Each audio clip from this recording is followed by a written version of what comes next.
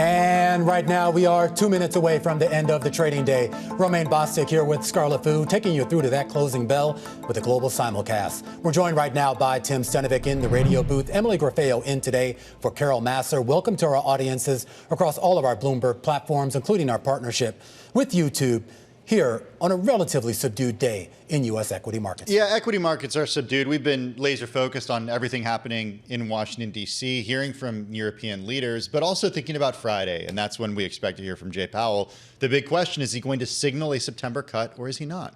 Laser focused on that meeting at the White House today, but I couldn't help but notice the small cap outperformance today. The Russell 2000 is moving up higher when basically the other major indexes were pretty much flat today. Yeah, that's a really good point. But we've seen this happen so many times, and it doesn't, whatever outperformance it has or it enjoys peters out pretty quickly. I was telling Romaine about this. The swing in the Dow Industrials today from peak to trough, 130 points and a half. That is the smallest move in the Dow Industrials since May of 2024. Not a whole lot going on here. Not a whole lot going on at all. And it gets to the idea, maybe some of this is seasonal, but also the idea that so many of the catalysts that were moving this market, whether up or down, those catalysts, at least for right now, if not absent, certainly definitely a little bit tamped down. And that might be a part of the reason why you're seeing that tight trading range. Does it have to do, Romaine, do you think, with what's happening in Washington today, or have investors and traders completely looked beyond this? Well, we've asked several folks here on the television program today about it, and they say, look, it's at least in the short term, it's not as consequential. Yeah. Obviously, anything that strikes, any sort of deal that is struck could be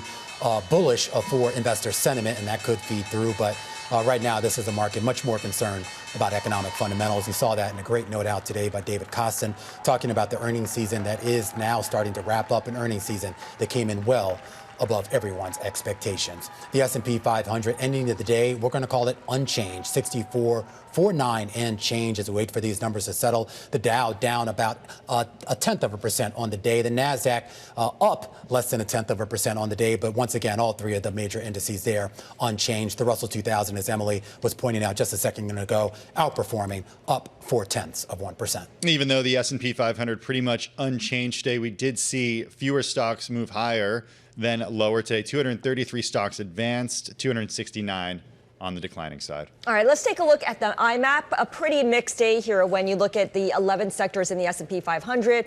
Of course, you do have tech and consumer discretionary among the biggest sectors in the S&P, which is why it looks like there's more green. Industrials were the best performers, up about 0.4%, followed by consumer discretionary. On the downside, real estate investment trust losing about 1% on the day. Communications services and materials also lower by at least 0.5%.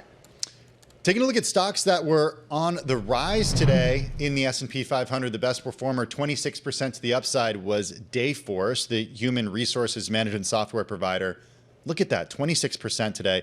Thoma Bravo is in talks, our Bloomberg News team reporting, to acquire the company. This according to people familiar with the matter. The firm planning to take the Minneapolis-based company private in a deal that could be announced as soon as the coming weeks. The people said asking not to be identified as the matter is private. Once again, Dayforce all day, up about 26%. And then among the most actively traded stocks today, GoodRx shares just soaring today, at one point as much as 37%, finishing the day higher by more than 37%. It was the biggest intraday jump in more than a year. The company higher on news that Novo Nordisk is slashing the cost of Ozempic and partnering with GoodRx to offer Ozempic and Wegovy at U.S. pharmacies. And yes, I'm actually talking about a meme stock yet again, because this was the most actively traded U.S. stock today. Open Door shares surging again today, extending that 3-day winning streak of about 60%, up today by close to 20%. Retail traders on social media continued to encourage buying. It goes off the momentum on Friday. After last week, we learned that the CEO, Kerry Wheeler, is stepping down immediately. That announcement sent the stock surging. Eric Jackson among the hedge fund managers and folks on social media talking about this. We've spoken to him a few times over the last couple of weeks. Yeah. He says he's bullish on the fundamentals. I was just taking a look at that right now. The volume on that, 400 million plus shares traded hands today. That's the highest amongst all the stocks out there on the day. The second highest is half of that, and that's Intel. That's so wild. Yeah. It's like, what does that say about this era? Where are we? I don't know. Emily, where are we? Well, let's take a look at Intel, because that is my first decliner. That stock was down about 3% today. The latest update here on the Trump administration's plans to take a stake in this company. Bloomberg reporting today that the administration is in discussions to take a stake of about 10%. This is according to a White House official and other people familiar with the matter. And this, of course, would involve converting some or all of the company's grants from the U.S. CHIPS and Science Act into equity. According to the people who asked not to be identified because the information is confidential, Intel was up much higher last week, but we saw those shares moving lower today. I'm also looking at a small cap. We were talking about how the Russell 2000 was outperforming the broader indexes today, but actually there was one small cap that fell in a big way. Riskified. This is a software company. They provide software as a service fraud and chargeback prevention technology, but they fell about 16% today. It was the most intraday in about a year after the company posted second quarter gross profit that shrank from the year ago period. And then finally, Plug Power. Not a ton of fundamental news out of Plug Power today. They did report earnings about a week ago, but it did fall 2.4% as its peers, according to a Bloomberg group of peers, advanced. I'm bringing this one up because Tim and I are talking to the Plug Power CEO in just a couple minutes. We'll ask what those investors are missing with this stock lower today.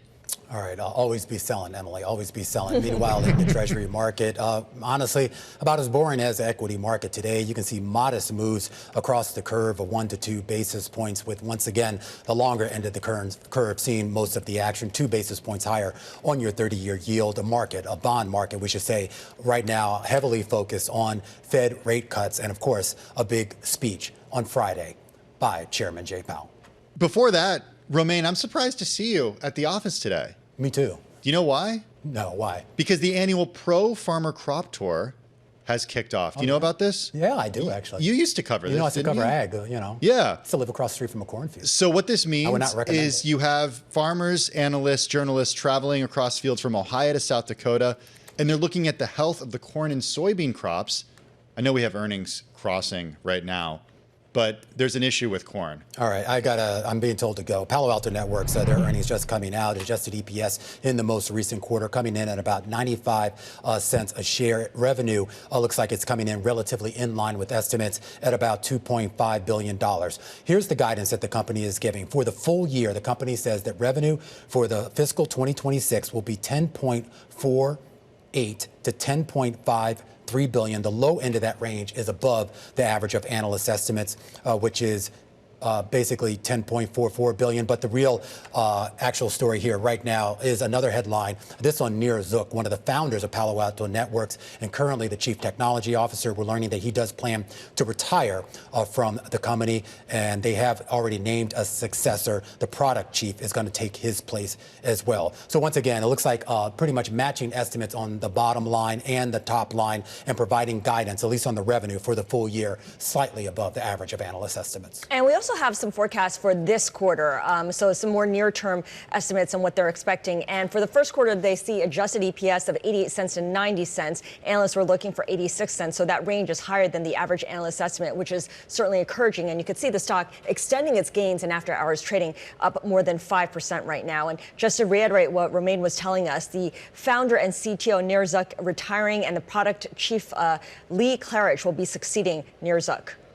Okay, I want to get back to this corn story here. It is one of the most read stories on the Bloomberg He's obsessed terminal. with it. I am. Well, the U.S. government is forecasting this record corn crop, but I don't know if you guys have seen this. There are these pictures of corn with missing kernels due to tight tassel wrap, which has triggered concern about the upcoming harvest. Apparently, it's a result of some environmental conditions, including rain.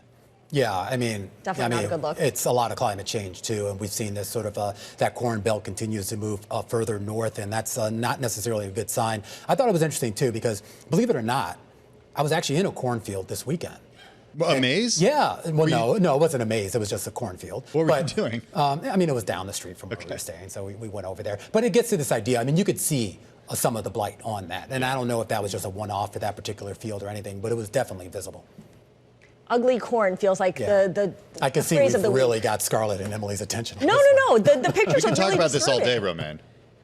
I mean, looking at it, what do they do with that corn? If it is healthy, do they just make it into canned corn or cream corn? I don't know. Or corn syrup or some other corn syrup. byproduct. This is a ethanol, lesson in ethanol. why when you're grocery shopping and you get corn, you always have to peel the Yes, corn thank you. first. You can't just take the outside for granted. You have to look at That's a what's good inside. point. Thank you. Picnic at Emily's this weekend. I will say, if you're in the New York City area, the corn that we have been getting from upstate has been very good in recent weeks. So shout out to that Perfect corn. kernels, right? Perfect kernels. Yeah, so far so good. No ugly corn.